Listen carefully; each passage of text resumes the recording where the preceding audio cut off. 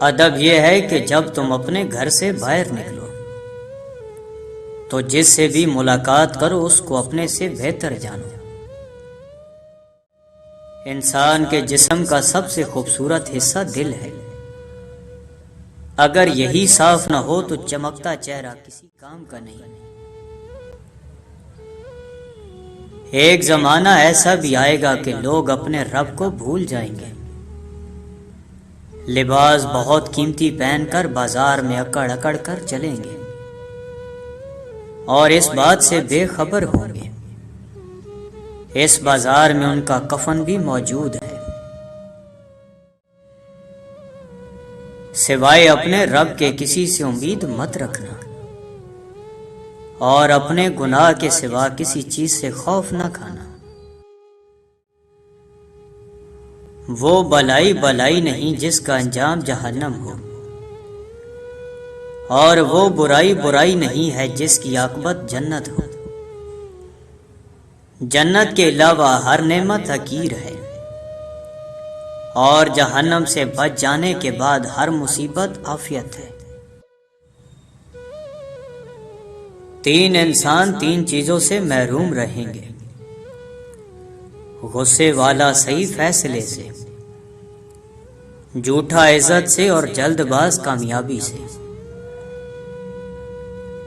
خاموشی ایک عظیم نعمت ہے، خاص طور پر اس وقت جب اختلافات زیادہ ہوں، آوازیں بلند ہوں، علم کی کمی ہو اور دلیل کی کوئی اوقات نہ ہو۔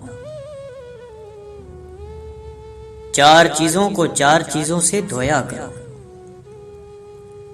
زبان کو ذکر سے، آنکھوں کو آنسوؤں سے، گناہوں کو استغفار سے، اور دل کو خوف خدا سے۔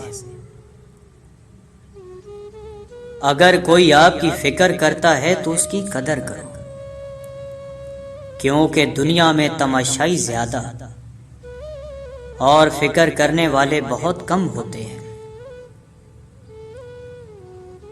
کسی کا ظرف دیکھنا ہو تو اسے عزت دو، فطرت دیکھنا ہو تو اسے آزادی دو، نیت دیکھنی ہو تو اسے قرض دو، خصلت دیکھنی ہو تو اس کے ساتھ کھانا کھاؤ، صبر دیکھنا ہو تو اس پر تنقید کر کے دیکھ لو، خلوص دیکھنا ہو تو اسے مشورہ کر لو۔